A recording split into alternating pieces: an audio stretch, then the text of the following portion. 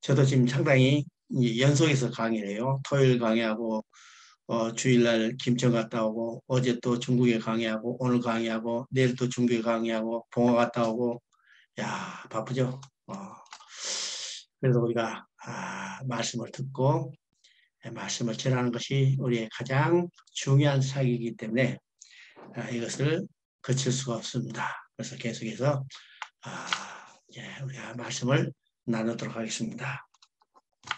오늘 이제 에스겔과 다니엘부터 시작해서 신약의 복음서까지 보겠습니다. 지난주에 우리가 선지서 중에서 이사야서와 예레미야서를 봤습니다. 선지서를 볼 때 중요한 관점이 있다고 그랬습니다. 선지서는 언제부터 기록됐을까? 그죠? 많은 선지자가 있는데 문서를 기록해서 우리에게 후대에 전해진 선지자는 16명이다. 이 16명이 활동한 시대가 북이스라엘의 여로보암 2세로부터 시작해서 유다가 멸망하고 포로로 끌려갔다가 다시 돌아와서 부름받아 활동한 선지자들이 활동한 기록을 오늘 우리에게 전해주고 있습니다.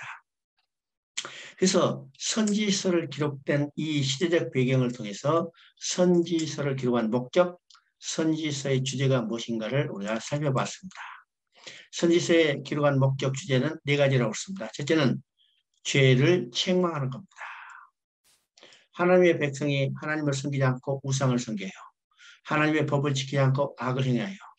그러면 하나님은 그들을 어떻게 해요? 죄를 짓지 말로 책망하는 거죠. 자녀가 잘못하면 야, 너 그런 일 하면 안 돼 하고 책망하는 거 마찬가지죠. 그래서 죄를 책망하는 겁니다. 두 번째 주제는 회개를 촉구해요. 죄를 짓지 말고 이건 돌아와라 그러죠. 이것이 이제 선지서를 기록한 두 번째 목적 주제입니다. 세 번째는 돌아오지 않으면 얻어맞아. 이게 심판을 경고하는 겁니다. 심판을 경고해요. 그래서 선지서를 기록한 목적, 죄를 책망하고 회개를 촉구하고 심판을 경고했지만은 그들은 돌아오지 않고 어떻게 해요? 결국 하나님의 징계를 받고 멸망하고 말았죠. 만약 선지서의 기록 목적, 주제가 여기서 끝난다면 선지서를 기록해서 후대에 전해주지 않을 겁니다. 필요가 없죠? 아무리 죄를 책망하고 회개를 촉구하고 심판을 경고했지만 그들은 돌아오지 않고 멸망받았어요. 그러면 후대에 전해줄 필요가 없죠? 근데 왜 기록해서 후대에 전해줄까? 선지서의 가장 중요한 목적은 그들이 죄를 짓고 회개하고 돌아오지 않고 결과적으로 심판을 받았지만은 하나님은 그들을 돌아오게 하시겠다는 회복의 약속이 있기 때문입니다. 회복은 당대에 이루어진 게 아니라 먼 훗날 이루어져요. 그래서 그것을 기록해서 하나님이 너희를 돌아오게 하겠다. 회복을 약속하는 것을 선지서에 기록해서 후대에 전해지요. 그래서 후대 사람들이 이 선지서를 읽고 하나님이 우리를 돌아오게 하시다는 이 약속을 붙들고 사는 겁니다. 그래서 이 선지서를 볼 때 선지자의 예언의 이중성을 우리 항상 염두에 둬야 한다. 그래야 우리가 선지서를 올바로 이해할 수 있다고 했습니다. 이 말은 선지자들이 예언하는 것은 앞산을 보고 예언하지만은 앞산에 가려진 뒷산이 있다는 겁니다. 뒷산이 있다는 거예요. 그래서 이 선지자 예언의 이중성을 우리가 이해해야 선지서를 올바로 이해할 수 있습니다. 우리가 문자에 나타난 그것만 생각해서는 선지서를 올바로 이해할 수 없어요. 문자에 나타난 그 뒷면에 또 다른 하나님의 계획과 목적이 있다는 사실을 우리가 알아야 정확히 성경을 이해할 수 있죠. 그러면 1차는 유다가 멸망하고 바벨론 포로에 끌려간 그들을 다시 돌아오게 하겠다는 거지만 2차는 앞산에 가려진 보이지 않는 뒷산은 어떤 것인가? 바로 사단의 노예였던 인간들을 돌아오게 하시겠다는 겁니다. 이게 성경의 가장 중요한 거예요. 하나님을 떠났던 인간, 사단의 노예로 전락된 인간을 노예로부터 해방시키고 그들의 죄를 사해 주심으로 하나님이 돌아오게 해서 하나님과 영원히 함께 사시겠다는 이 구원 계획을 성취해 가는 것이 성경의 이야기죠. 그래서 선지서의 이 예언의 이중성을 우리가 염두에 두고 머리에 간직하고 읽어야 선지서를 올바로 이해할 수 있습니다. 네, 지난주에 우리가 이사야서와 에레미야서를 봤습니다. 자, 이 이사야서와 에레미야서는 포로 이전에 부름받아 활동했던 선지자의 대표적인 사람입니다. 대표적인 사람. 자, 그 다음에 오늘은 에스겔과 다니엘서를 봅니다. 그러면 에스겔과 다니엘서는 어느 시대에 기록됐을까? 에스겔과 다니엘은 포로로 끌려가서 포로 중에 부름받아서 활동한 선지자입니다. 그러니까 우리가 성경을 읽을 때 그 성경이 기록된 시대적 배경을 알아야 이 성경의 내용을 정확히 이해할 수 있다고 했습니다. 그죠? 시대적 배경. 왜? 성경은 무시간적으로 기록된 게 아닙니다. 성경은 철학책이 아니기 때문에 도덕책이 아니기 때문에 어느 시대에 어떤 특정한 사람이 머리로 생각해서 이성에 의해서 기록된 책이 아니라는 겁니다. 성경은 하나님께서 일하심을 역사적인 사건을 통해서 기록했죠. 그래서 성경이 1600년 동안 40명의 저자에 기록됐어요. 그러면 이 말은 어떤 것인가? 하나님이 그 시대마다 하나님이 하실 일을 그 시대 사람을 부르셔서, 다른 말은요, 그 시대 선지자를 부르셔서 그 선지자에게 성령의 감동을 주셔서 성경을 기록하겠습니다. 그러니까 성경이 기록될 때 그 시대적이 어떤 상황인가, 어떤 시대인가, 그것을 이해해야 그 성경이 기록된 내용을 우리가 정확히 이해할 수 있습니다. 그래서 우리가 에스겔과 다니엘서도 이 에스겔과 다니엘서가 기록될 때 시대적 배경이 어떤 때인가를 우리가 이해해야죠. 그러면 에스겔과 다니엘은 포로로 끌려갔다 왔어요. 포로 중에 부름받아서 활동한 선지자였습니다. 그러면 이 시대가 지금 포로 시대죠. 포로로 끌려가서 포로 중에 활동한 선지자. 그러면요, 하나님의 백성이 이방의 침공을 받고 나라가 멸망되고 포로로 끌려갔다면 누구의 이름이 모독받았을까요? 누구의 이름이 모독받았을까? 바로 하나님 자신의 이름이 모독받은 겁니다. 하나님의 백성이 이방의 침공을 받고 나라가 멸망되고 그들이 포로로 끌려갔다면 하나님 자신의 이름과 영광이 훼손된 거예요.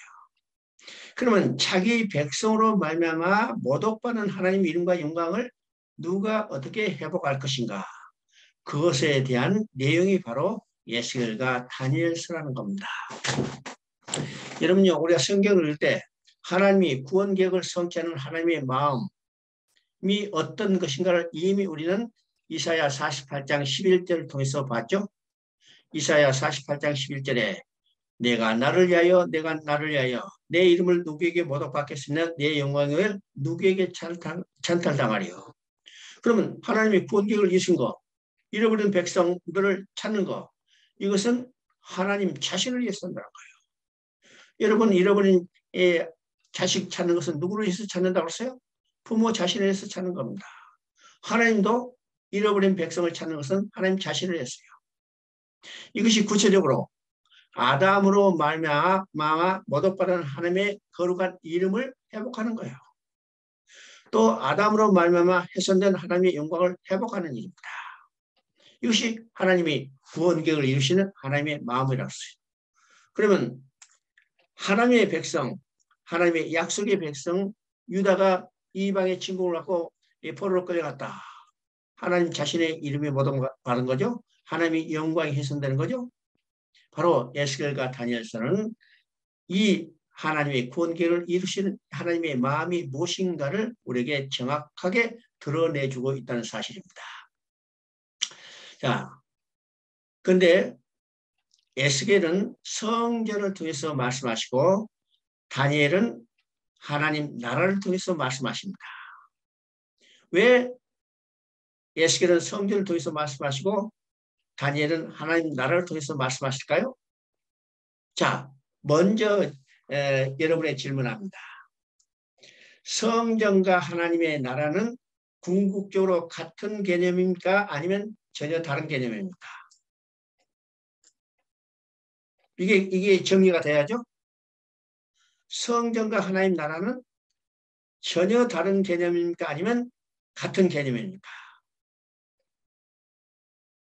여러분요, 성경에서 하나님 나라와 성전은 궁극적으로 같은 개념입니다. 그래서 성경은 어떤 책으로 이야기인가? 성경은 하나님께서 하나님 나라를 건설하신 하나님의 일을 기록했다고 이야기해요. 이 말을 가름하는 말은요, 하나님께서 성전을 건설한 하나님의 일을 기록했다고 했습니다. 그러면 하나님 나라는 어떤 것이요? 하나님의 왕이 되시고 그 형상대로 지은 인간이 돼서 인간이 백성이 돼서 하나님이 통치한 나라에서 하나님과 백성이 함께 살면서 기뻐하며 즐거워하며 그의 영광을 드러내는 겁니다. 성전은 어떤 것인가? 하나님과 그 백성이 함께 사는 처소를 상징적인 건물로서 이야기하는 것입니다. 그래서 성전은 눈에 보이는 가시적 건물이 아니라 근본적으로 어떤 것인가? 하나님과 그 백성이 함께 사는 처소를 이야기하는 겁니다. 여러분, 하나님과 인간의 관계는 어떤 관계라고 했어요? 왕과 백성의 관계. 이때는 하나님 나라로 이야기지만은 남편과 아내의 관계, 아버지와 아들의 관계로 이야기할 때는 어떤 것이요? 우리가 함께 사는 집이라고 이야기했죠. 집. 집이 성경에서는 뭐라 하느냐? 바로 성전, 성막을 이야기하는 겁니다. 그러니까 성전의 개념과 하나님 나라의 개념은 궁극적으로 같은 개념이야. 같은 개념이죠? 그래서 지금 에스겔은 성전을 통해서 말씀하시고 다니엘은 하나님 나라를 통해서 말씀하십니다. 왜 에스겔은 성전을 통해서 말씀하고 다니엘은 하나님 나라를 통해서 말씀하실까요? 두 사람이 신분이 다르기 때문입니다. 에스겔은 그 신분이 제사장이에요. 제사장이죠? 그러면 제사장은 어디서 일했어요? 제사장은 성전에서 일했잖아요. 그러니까 그 신분에 합당한 자기가 일하는 그 개념을 가지고 지금 이야기하는 겁니다. 다니엘은 어떤 사람이었어요? 다니엘은 왕족 출신입니다. 왕족은 다스림의 개념이 있죠? 통치의 개념이 있습니다.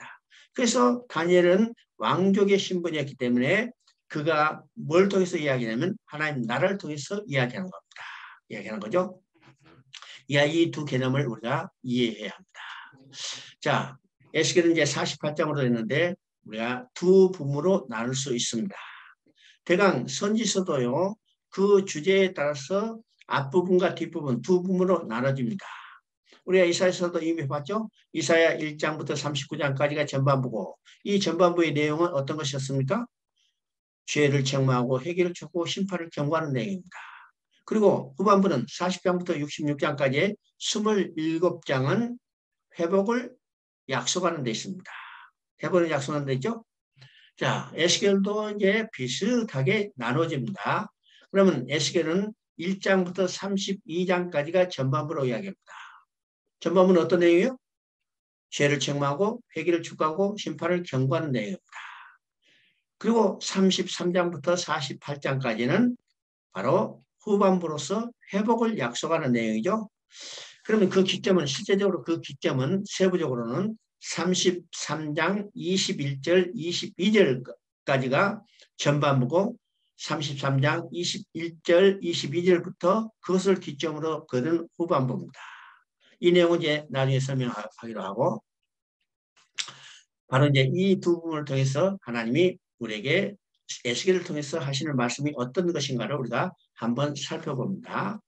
에스겔은요, 성전을 통해서 이야기하기 때문에 두 번의 성전의 환상을 보여줍니다. 두 번의 성전의 환상을 보여주죠. 그러면 첫 번째 성전의 환상은 어떤 것인가? 첫 번째 성전의 환상은 8장부터 11장까지 나오는 성전의 환상입니다.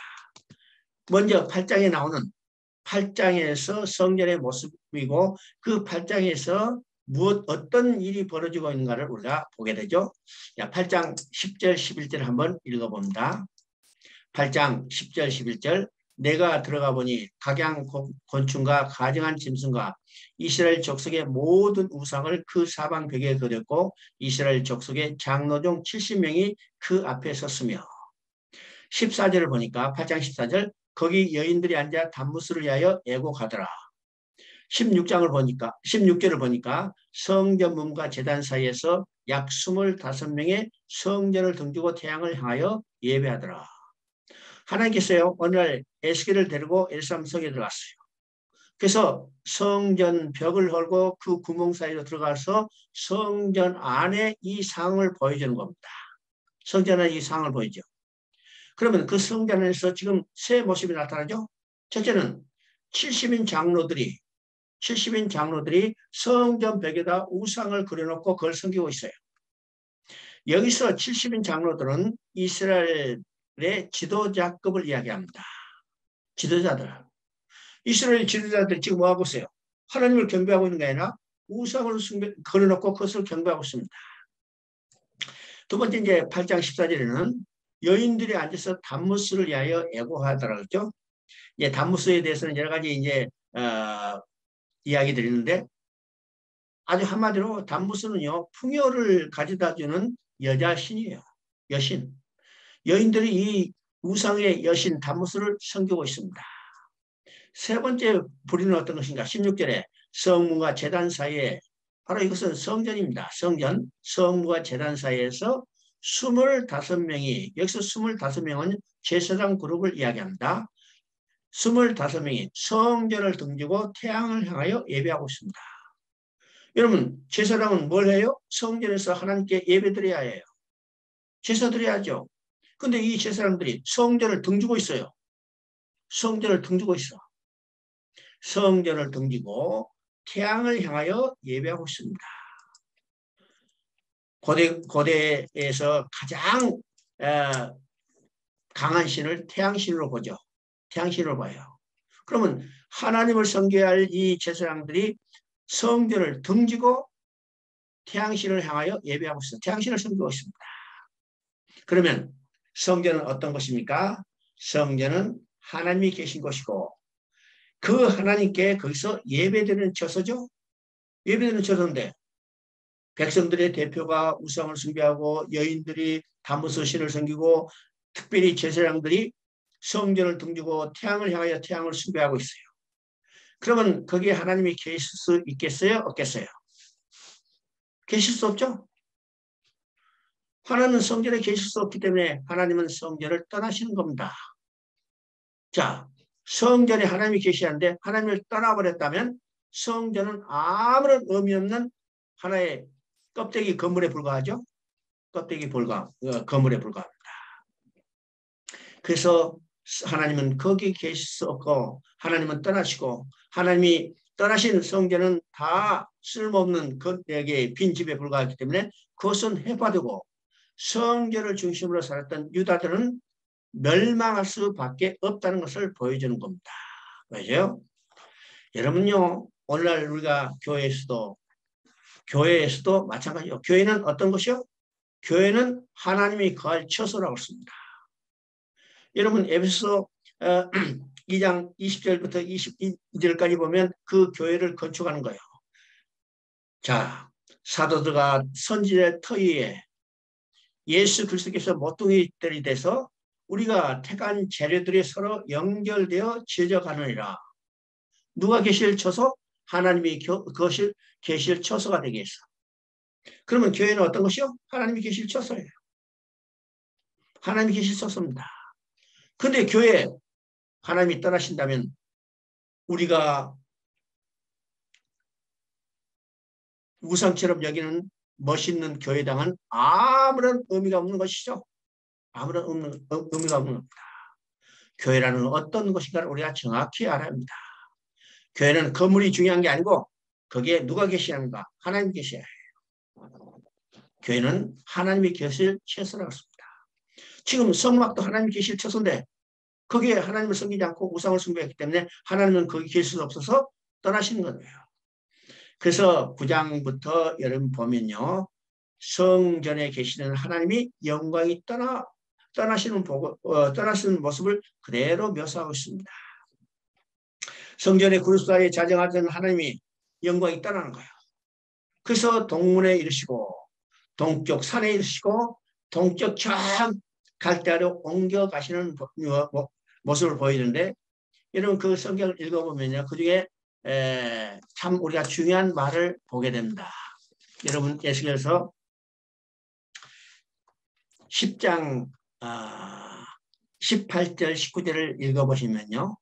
자, 제가 한번 읽어볼게요. 여호와의 영광이 성전 문지방을 떠나서 그룹들 위에 머무르시니 그룹들이 날개를 들고 내 눈앞에 땅에 올라가는데 그들이 나갈 때 바퀴도 그 곁에 함께 하더라.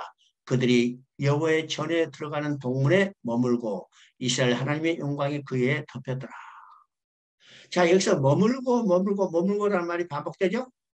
지금 하나님이 떠나시면서도 뒤돌아보고 발길이 떨어지지 않는 그 모습을 지금 묘사하고 있습니다. 묘사하고 있죠. 참, 이 백성이 나를 떠나서 악한 일을 행했지만은 내 이 백성을 두고 갈 수 없구나. 그 안타까운 마음을 그대로 묘사하고 있어요. 묘사하고 있습니다.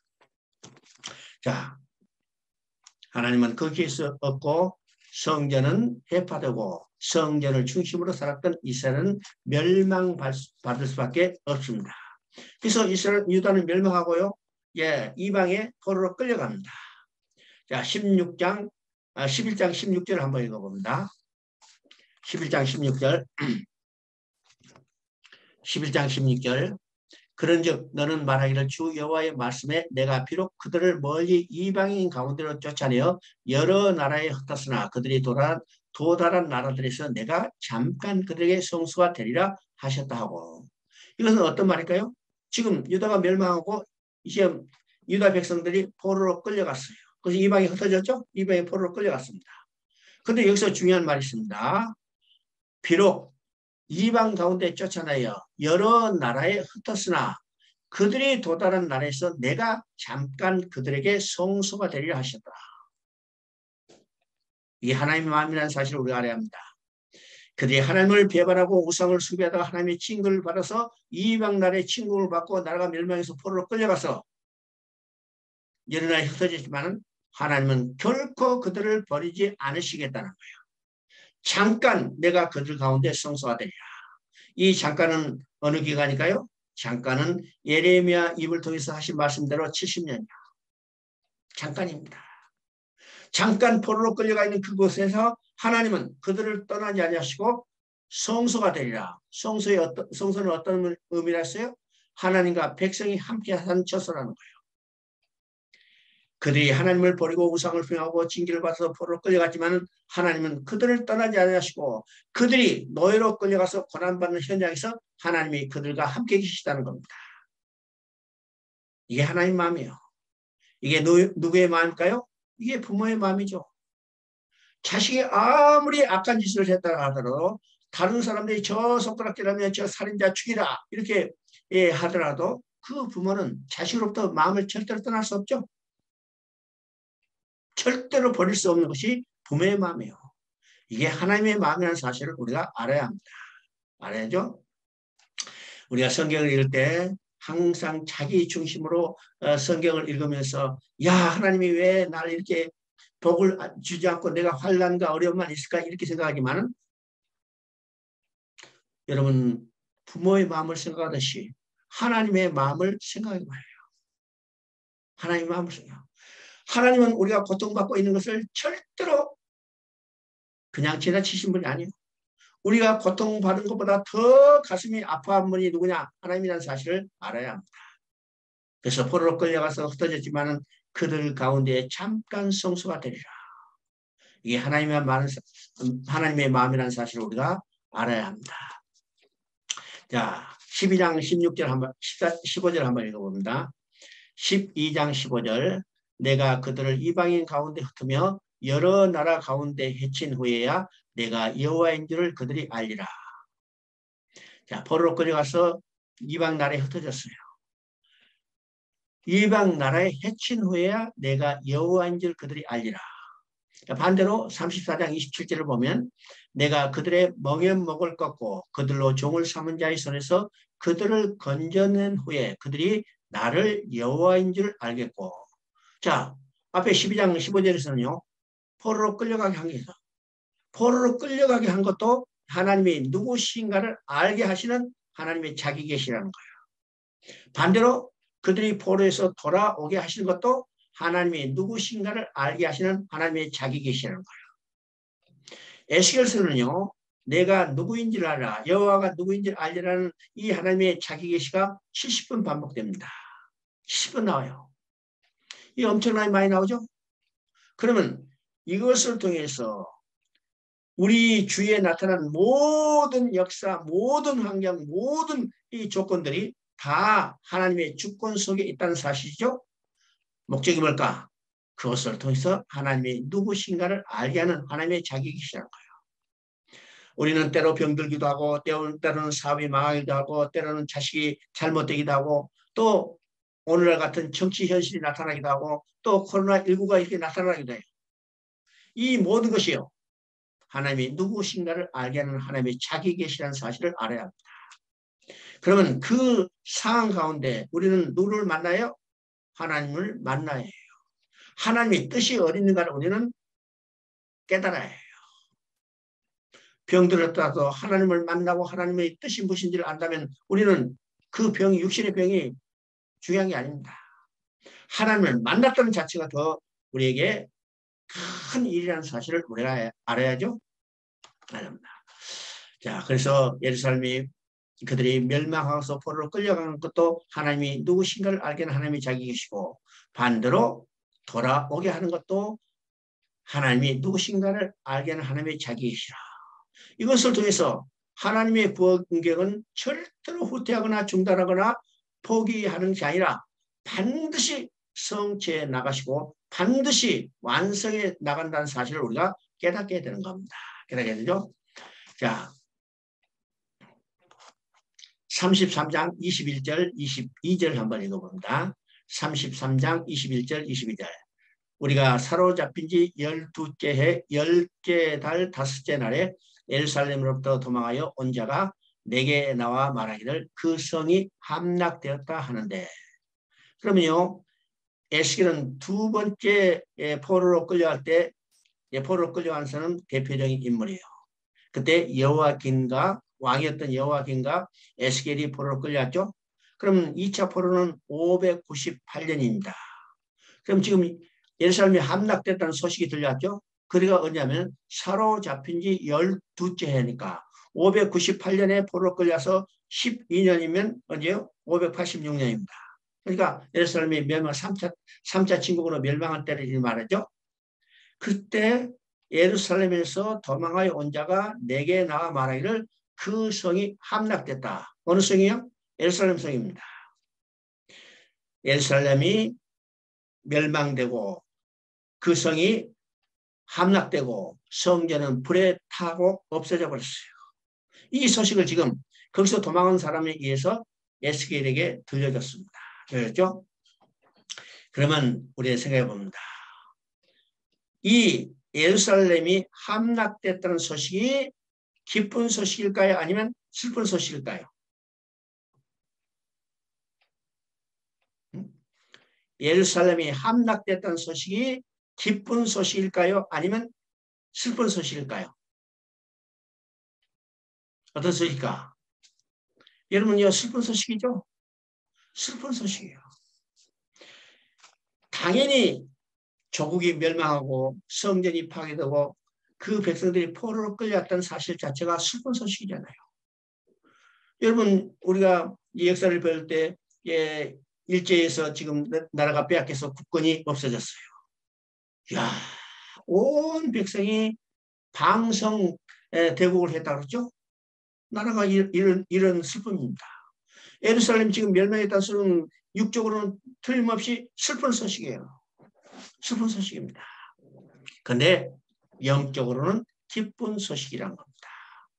왜 영적으로는 기쁜 소식일까요? 우리가 예레미야의 사명을 봤어요. 예레미야가 보인 사명은 뽑고 파괴하며 파멸하며 넘어뜨리라고 했어요. 이 사명이었죠. 그러면 예레미야가 뽑고 파멸하며 넘어뜨려야 할 것이 어떤 것이라고 했어요? 성전입니다. 성전에 대한 환상이었어요. 또 다윗 언약이었습니다. 성전이 있는 한 그들은 절대로 나라가 멸망하지 않고 하나님이 우리를 지켜주실 것처럼 이 환상을 가지고 있습니다. 또 다윗에게 한 언약이기 때문에 우리가 아무리 악을 행해도 우리는 결코 멸망되지 않는다. 이 날은 반드시 영원히 지속될 것이다. 이런 환상 가지고 있었죠. 근데 하나님을 떠나고 우상 숭배하고 악을 행하는데 하나님은 그들을 떠났다는 거예요. 떠났어요. 자, 성전에 대한 잘못된 생각, 다윗의 언약에 대한 잘못된 생각 때문에 그 백성들은 선지자를 통해서 들려준 하나님의 말씀을 듣지 않은 겁니다. 듣지 않아요. 근데 이제는 예루살렘이 함락되고 성전이 파괴됐기 때문에 지금 자기들이 의지하는 것은 지금 없어져 버렸죠. 없어졌기 때문에 그때로부터 어떤 일이 벌어져요? 이제는 선지자를 통해서 들려는 하나님의 말씀을 듣게 되기 때문입니다. 하나님의 말씀을 듣게 되기 때문에 영적으로 기쁜 소식입니다. 기쁜 소식이요. 육적으로는 슬픈 소식이지만 영적으로는 기쁜 소식입니다.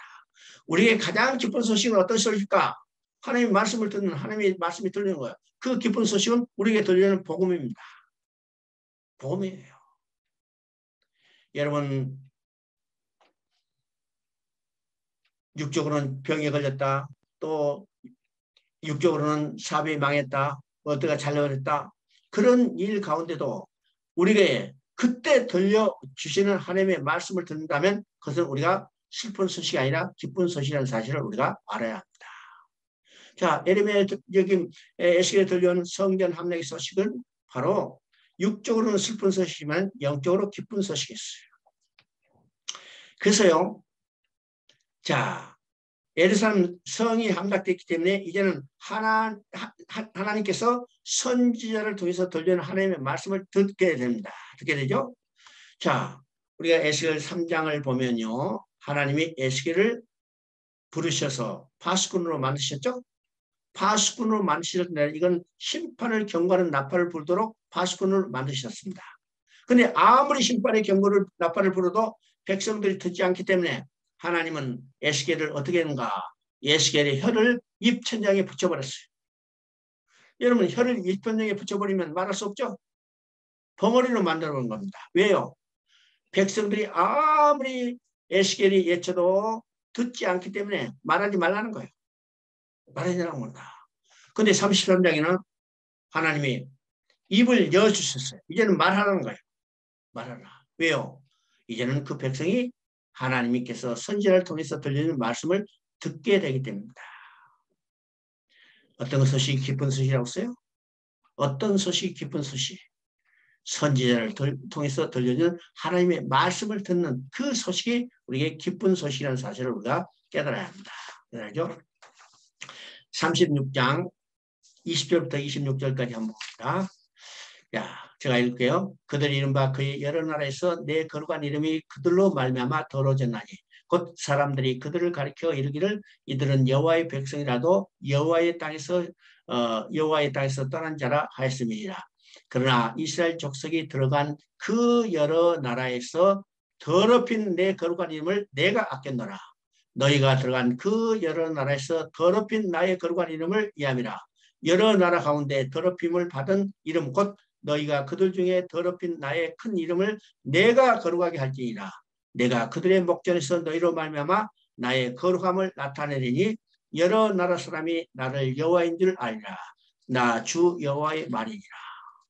자, 에스겔 주제가 무엇인가를 여기서 명확히 해야죠. 하나님의 백성이 이방의 포로로 끌려가며 하나님의 이름을 더럽힘을 받았어요. 그 백성으로 인해 더럽히는 이름을 하나님이 자신이 아꼈다는 거예요. 백성으로 인해 더럽히는 이름을 하나님이 거룩하게 하시겠다는 거예요. 거룩하게 하기 위해서는 어떻게 해요? 그들을 포로에서부터 끌어내야 해요. 다시 돌아오게 해요.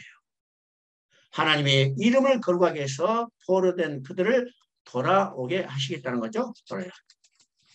그러면 돌아오기 위해서 어떻게 하실 건가? 그 다음에 보니까 내가 너희를 여러 나라 중에서 인도해내고 여러 나라 중에서 모아 데리고 고국 땅에 들어가서 맑은 물로 너에게 뿌려서 너희로 정결케 하리라. 자, 여기서 우리가 중요한 것을 알아야 합니다. 선지서를 읽을 때 선지서 예언의 이중성을 이야기했다고 했죠. 그러면 바벨론 포로로 끌려가서 하나님의 이름이 모독받았어요. 그들을 돌아오게 해야 해요. 그러면 이것이 1차적인 예언이라면 그 2차적인 예언이 어떨 것일까요? 사단에 포로된 인간들을 돌아오게 해요. 사단에 포로된 인간들을 돌아오게 해서 어떻게 하는가? 맑은 물로 너에게 뿌렸어. 맑은 물로 너에게 뿌렸어. 그럼 이 맑은 물로 너에게 뿌린다는 건 어떤 거예요? 예수님이 십자가에 창이 허리가 찔려서 그 옆구리에서 쏟은 물과 피로 우리의 지하 허물을 씻은 겁니다. 이게 맑은 물로 너에게 뿌렸어요. 우리의 죄가 허물과 씻어져야만 하나님 앞에 돌아갈 수 있죠. 하나님 앞에 돌아가야만 하나님은 그 이름 백성을 찾게 되고 아담으로 말미암아 모독받은 하나님의 이름과 영광을 회복하고 거룩하게 할 수 있다는 거예요. 그래서 맑은 물로 씻어 뿌려서. 근데 그걸로 끝이 아닙니다. 자, 26절을 보니까 또 새 영을 너에게 두고 새 마음을 너에게 주되 너의 육신에서 굳은 마음을 제거하고 부드러운 마음을 줄 것이라. 십자가에서 죽으심으로 그 창의 허리가 찔린 옆구리에서 흘린 물과 피로 우리를 죄를 씻어 돌아오게 하는 것, 그것으로 끝나는 게 아니라 영을 불어넣어 주신다고요. 성령을 우리 가운데 불어넣어 주시겠다는 겁니다. 성령이 임해야만 우리가 예수를 주라 고백하고 우리가 구원받게 되는 겁니다. 그렇죠? 자, 이 의미가 무엇인지 우리가 정확히 알아야 합니다. 그죠? 나중에 이제 이 성경의 문제는 시간에서야 좀 자세히 설명하도록 하겠습니다. 자, 그러면 이 하나님의 이름을 거룩하게 해서 포로로 끌려간 그들을 돌아오게 하는 이 구체적인 이 실천을 지금 37장에서 보여주고 있습니다. 37장. 우리가 에스겔서 하면 가장 유명한 이 내용이 37장 마른뼈 환상이죠. 마른뼈 환상입니다. 자, 이 마른뼈 환상이 어떤 것인가를 우리가 한번 살펴봅니다.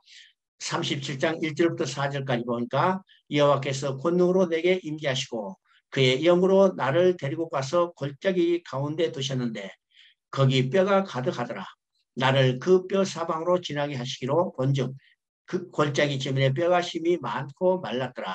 그가 내게 이르시되 인자야 이 뼈들이 능히 살겠느냐 하시기로 내가 대답하되 주 여호와여 주께서 하시나이다. 또 내게 이르시되 너는 이 모든 뼈에게 대하여 이르기를 너희 마른 뼈들아 여호와의 말씀을 들을지어다. 37장 8절을 보니까 내가 보니 그 뼈에 힙질이 생기고 살이 오르며 그 위에 가죽이 덮이나 그 속에는 생길이 없더라. 37장 10절을 보니까 이에 내가 그 명령한 대로 대언하였더니 생기가 그들에게 들어가며 그들이 곧 살아나서 일어났는데 크게 큰 군대라. 하나님께서 에스겔을 데리고 어느 날 이제 골짜기를 갔어요. 우리가 쉽게 말하면 이제 에스겔 골짜기 이야기죠. 그 골짜기를 가보니까 뼈가 가득했다고 했어요. 뼈가 가득했어. 근데 그 뼈가 어떤 모양이요? 마르고 말랐다고 했습니다. 그러면 마르고 마른 이 뼈가 가득한 것은 어떤 모습인가? 유다 백성이 포로로 끌려서 바벨론으로 노예 살고 있는 이 모습을 지금 비유적으로 보여주는 겁니다. 포로로 끌려가서 70년 동안 포로로 살면서 그들은 노예로 살고 있기 때문에 그 모습이 마르고 마른 뼈 같아요. 여기서 마르고 말랐다는 것은요, 도저히 회생의 가능성이 없다는 것을 나타내고 있습니다. 그들 자신으로는 도저히 돌아갈 수 없어. 회생할 수 없어요. 그래서 하나님께서 에스겔에게 말합니다. 이 뼈들이 능히 살겠느냐? 이 뼈들이 능히 살겠느냐? 마르고 마른 뼈예요. 70년 동안 마르고 빨랐기 때문에 아무런 소망이 없는, 소생의 가능성이 없는 이 뼈들입니다. 이 뼈들이 능히 살겠느냐? 그때 에스겔이 뭐라고 대답해요? 주께서 아시나이다. 이 말은 에스겔 자신이 나는 저 뼈들을 살릴 수 없어. 살릴 수 없습니다. 그것을 주님께서 아시잖아요. 또 한편은 이 뼈들을 주님이 사실 것을 아시잖아요. 하나님이 이 뼈들을 살릴 수 있는 것을 하나님이 아시잖아요. 이런 의미입니다. 에스겔은 이 뼈들을 살릴 수 없어. 하나님은 살릴 수 있으시잖아요. 그때 하나님이 에스겔에게 뼈에게 대언하였습니다. 그래서 에스겔이 뼈에 대언했더니 뼈가 어떤 모습으로 나타났어요?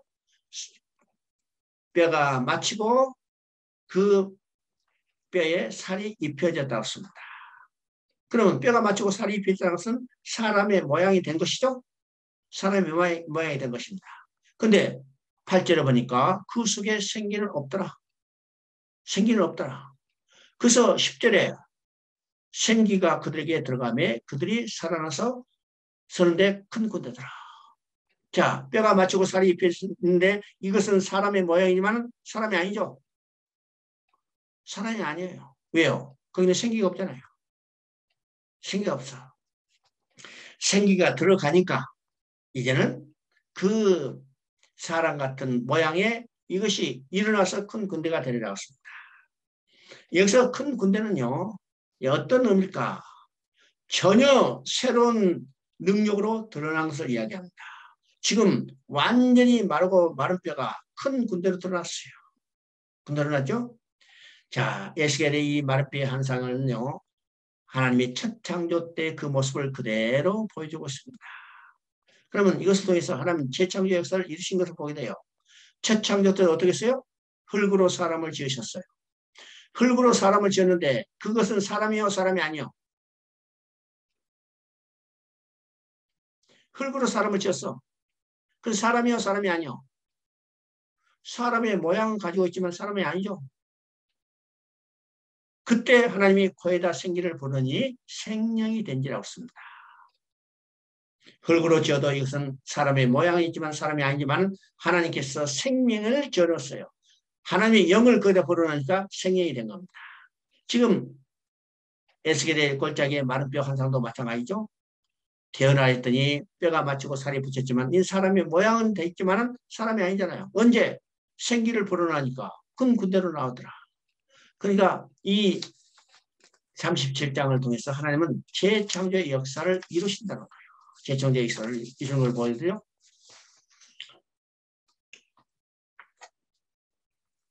그러면 이 에스겔의 마른 뼈 환상은 삼중적 의미가 있습니다.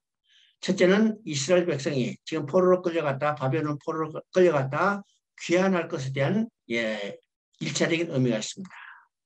두 번째 의미는 예수 그리스도의 구속으로 말미암아 죄와 허물로 죽었던 심령들이 거듭 나게 될 것에 대해서 계시한 겁니다. 그런데 그거는 끝이 아니죠.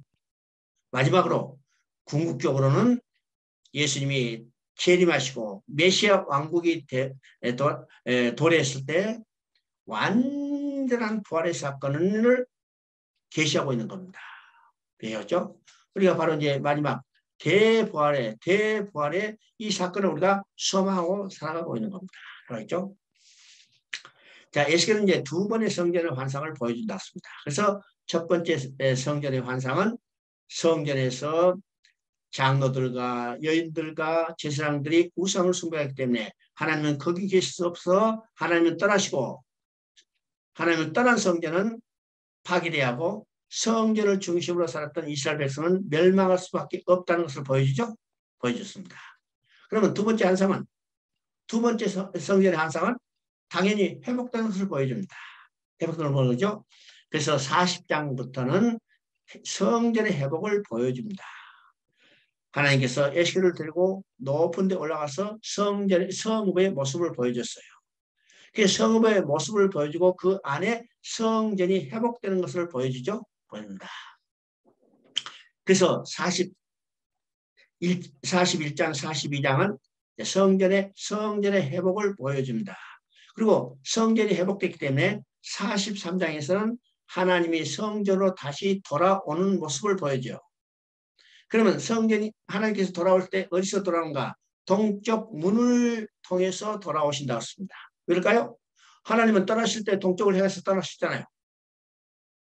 동쪽을 향해서 떠나셨기 때문에 성전이 회복되다 하나님이 동쪽 문을 통해서 들어오시는 걸 말합니다.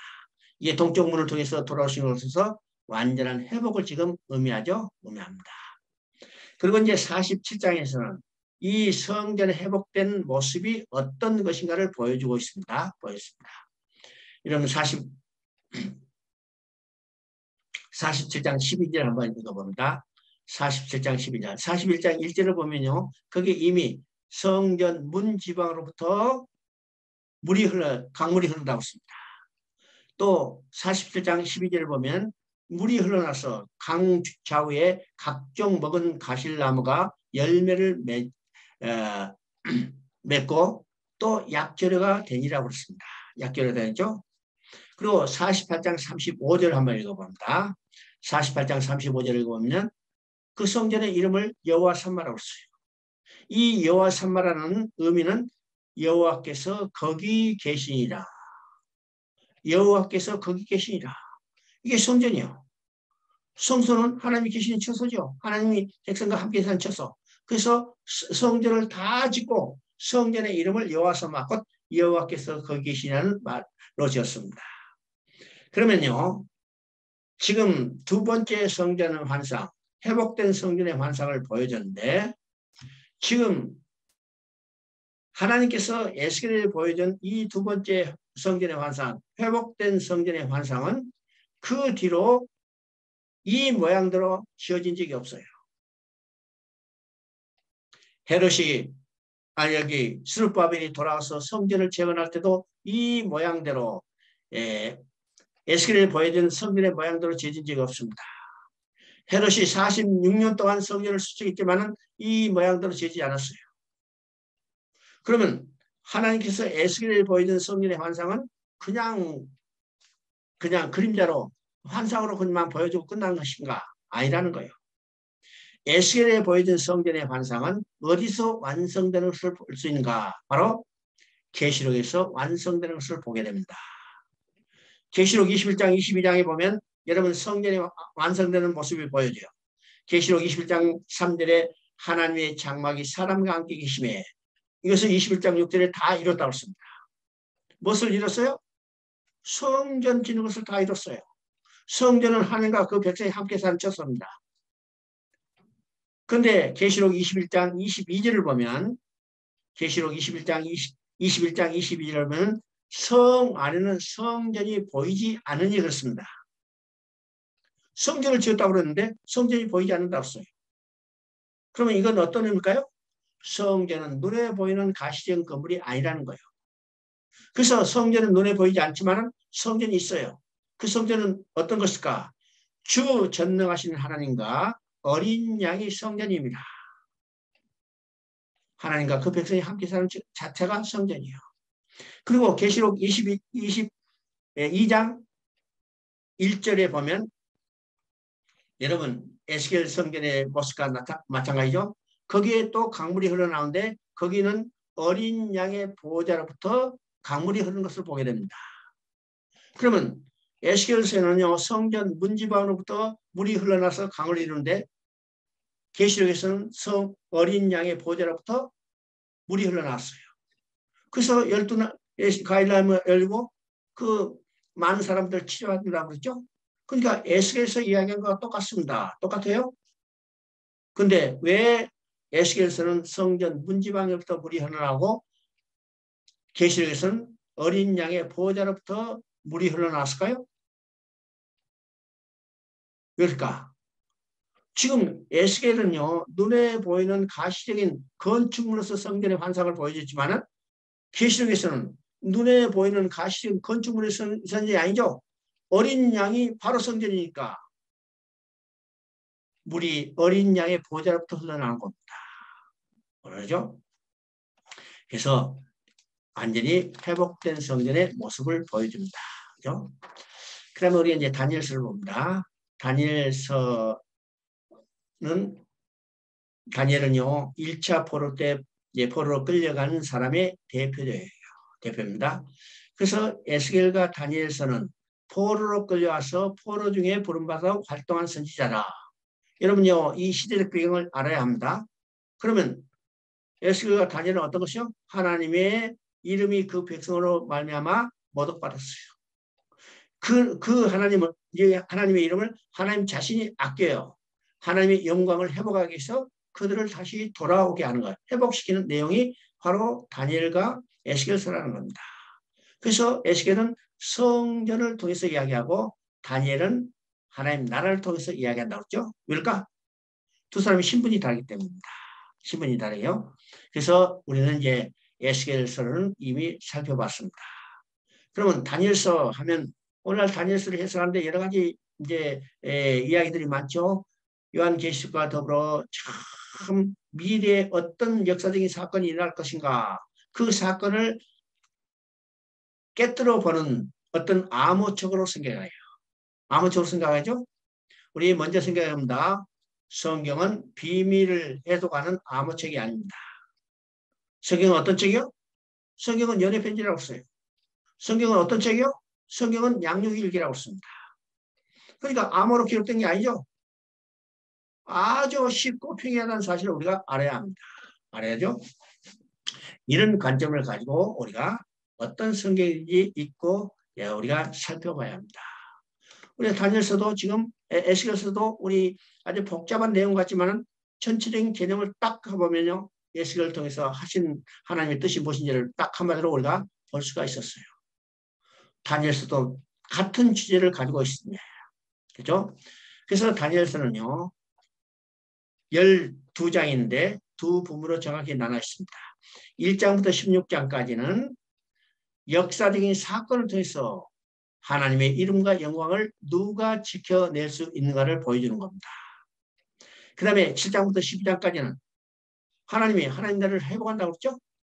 하나님이 누구를 통해서 회복해 나가는가 그 과정을 보여주는 것이 7장부터 12장까지 내용입니다. 아시죠? 그래서 메시아에서 통치될 미래의 왕국에 대한 비전을 보여주는 것이 바로 여기 다니엘서의 후반부라는 사실을 우리가 보게 됩니다. 보게 돼요. 자, 다니엘서 3장 15절 한번 읽어봅니다. 다니엘서 3장 15절 이제라도 너희가 준비하였다가 나팔과 피리와 수금과 산현금과 양금과 성악과 및 모든 악기 소리를 들을 때 내가 만든 신상 앞에 엎드려 절하면 좋거냐? 너희가 만일 절하지 아니하면 즉시 너희를 맹렬히 타는 불물 가운데 던져 넣을 것이니 능히 너희를 내 손에서 건져낼 신이 누구겠느냐. 자, 이것은 어떤 내용일까요? 지금 느부갓네살 왕이 1차 포로로 끌려갈 때 유다의 젊은 유능한 사람들을 포로로 끌어왔어요. 포로로 갔죠? 우리가 포로하면 비실비실한 사람만 포로로 생각하지만은 지금 느부갓네살이 포로로 끌려갈 때는 유다 사람들 중에 아주 지혜롭고 유능한 사람들, 특별히 젊은 사람들을 포로로 끌어갔어요. 왜일까요? 지금 느부갓네살이 바벨론을 자기 아버지 때를 이어서 지금 통치하지만은 아직 바벨론은 아수르를 멸망시킨 지 얼마 되지 않았기 때문에 나라가 견고히 서지 못했어요.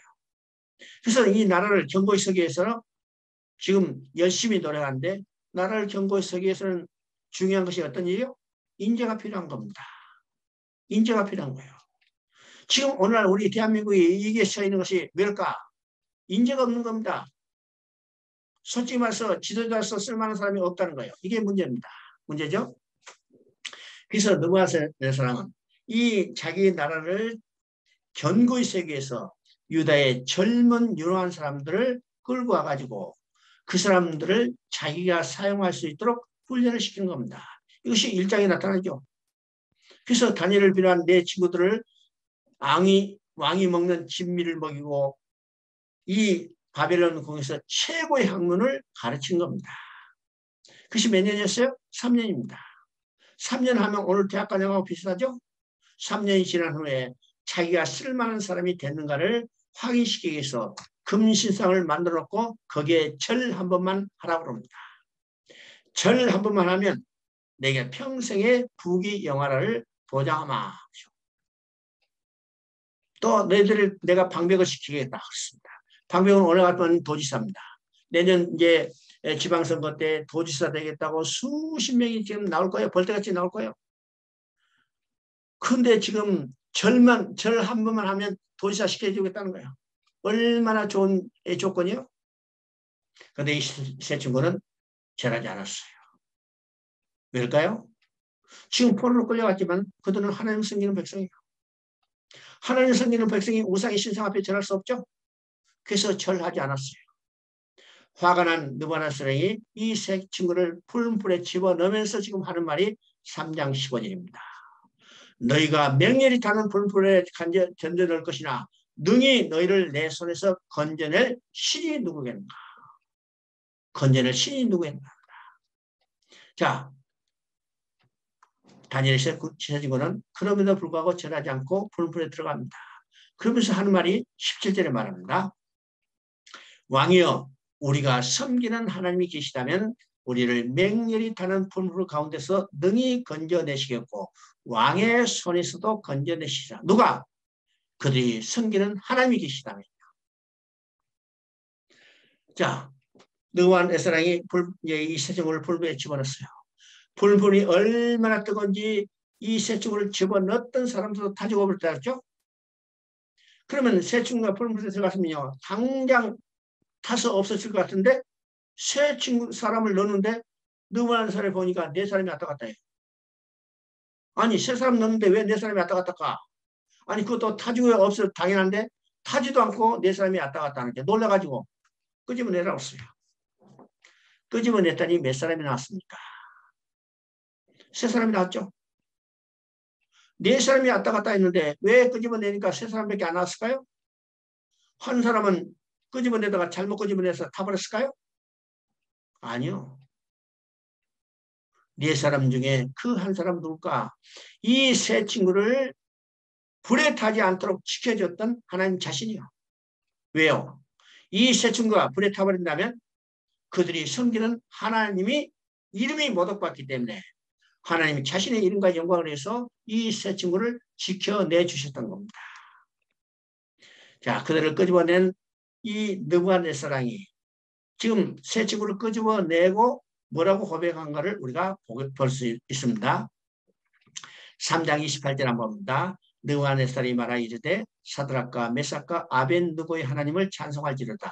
그가 천사를 보내사 자기를 의뢰하고 그들의 몸을 바쳐 왕의 명령을 거역하고 그 하나님 밖에는 다른 신을 섬기지 아니하고 그에게 절하지 않은 종들을 권하였다. 이 세 친구를 불불에 집어넣었던 이 적군의 왕 느부갓네살의 입에서 누구를 찬양해요? 하나님의 이름을 찬양하는 겁니다. 자죠. 그러니까 이 세 친구는 지금 포로로 끌려간 중에도 하나님의 이름과 영광을 지켜내기 위한 하나님의 사신이었던 사실을 우리가 보게 되는 겁니다. 보게 되죠. 6장은요. 사항만 다르지만 내용은 비슷해요. 지금 다니엘이 예루살렘을 향하다 3번 기도하다가 자기를 대적하는 자들의 모함을 받아서 지금 사자굴에 던져지죠. 사자굴에 던져요. 그러면 굶주린 사자의 입을 누가 막아줬을까요? 하나님이에요. 왜요? 이 다니엘이 사자에 찢겨 죽는다면 이 다니엘이 섬기던 하나님이 이름이 모독받기 때문이죠. 그래서 하나님 자신과 이름의 영광을 해서 하나님이 친히 이 굶주린 사자의 입을 막아주시고 다니엘을 지켜주셨습니다. 다니엘을 사자굴에 집어넣었던 다리오 왕이 다니엘을 끄집어내고 찬양하는 내용을 우리가 보게 됩니다. 그것이 6장 26절입니다. 6장 26절을 보면 내가 이제 저서를 내리노라 내 나라 관할 아래에 있는 사람들은 다 다니엘의 하나님 앞에 떨며 두려워할지다. 그는 살아계시는 하나님이시오 영원히 변하지 아니할 것이며 그의 나라는 망하지 아니할 것이요 그의 권세는 무궁할 것이며 그는 구원도 하시며 건져내기도 하시며 하늘에서든지 땅에서든지 이적과 기사를 행하시는 이로써 다니엘을 권하여 사자 입에서 벗어나게 하셨음이라 하시더라. 바로 이것을 통해서 다니엘이 섬겼던 하나님의 이름이 거룩함을 받고 찬양을 받는 것을 보게 되죠. 다니엘은요 하나님 나라를 통해서 말씀하신다 했기 때문에 하나님 나라 회복에 대해서 이야기합니다. 자, 그것이 2장에 나옵니다. 2장 44절을 한번 읽어보십니다. 2장 44절 이 여러 왕들의 시대에 하늘에 하나님이 한 나라를 세우리니 여기서 여러 왕들의 시대에 하나님이 한 나라를 세우신다고 했어요. 이것은 영원히 망하지도 아니할 것이요 그 국권이 다른 백성에도 돌아가지 아니할 것이요 도리어 이 모든 나라를 쳐서 멸망시키고 영원히 설 것이다. 그러면 이 영원히 망하지 않는 이 나라는 누구를 통해서 세우실 것인가? 그것이 45절에 나옵니다. 손대지 않은 아니한 돌이 산에서 나와서 새와 놋과 진흙과 은과 금을 부숴뜨릴 것이요. 여기서 손대지 않은 한 돌이 산에서 나왔죠. 그러면 이 손대지 않은 한 돌은 누굴까요? 바로 산돌 대신 반석 대신 예수 그리스도입니다. 예수 그리스도를 통해서 여러 왕의 시대에 하나님이 한 나라를 세우죠. 그러면 여기서 새와 놋과 진흙과 은과 금은요, 당시에 있던 여러 나라들을 상징적으로 말하는 겁니다. 이 여러 왕의 시대에 하나님은 한 나라를 세우신데 그 나라는 누구를 통해서 세웠을까? 손을 대지 않은 산에서 나온 한 돌을 통해서 바로 예수 그리스도를 통해서입니다. 이것이 구체적으로 7장 13절 14절에 이야기합니다. 7장 13절 14절을 읽어보면 내가 또 밤 한상 중에 보니 인자 같은 이가 하늘 구름을 타고 나서 예적부터 항상 계신 이에게 나와 그 앞으로 인도되매 그에게 권세와 영광과 나라를 주고 모든 백성과 나라들과 다른 언어를 말하는 모든 자들이 그를 섬기게 하시니 그의 권세는 소멸되지 아니하고 영원한 권세요. 그의 나라는 멸망하지 아니할 것이다. 여기서는 지금 손을 대지 않은 한 돌을 구체적으로 이야기했죠. 인자 같은 이가 하늘 구름을 타고 왔어. 그러면 인자 같은 이는 누굴까요? 인자 같은 이는 바로 육신을 입고 오실 예수 그리스도예요. 그가 구름을 타고 오신다고 했어요. 그러면 예수님이 구름 타고 오실 때는 언제일까요? 예수님이 구름 타고 오실 때는 재림 때를 이야기하는 겁니다. 재림 때를 이야기죠. 그러면 예수님의 재림 통해서 이 땅에 하나님이 통치하는 메시아 왕국이 완성이 되는 거, 그 나라는 영원한 왕국이고 멸망되지 않을 왕국이라는 겁니다. 그렇죠?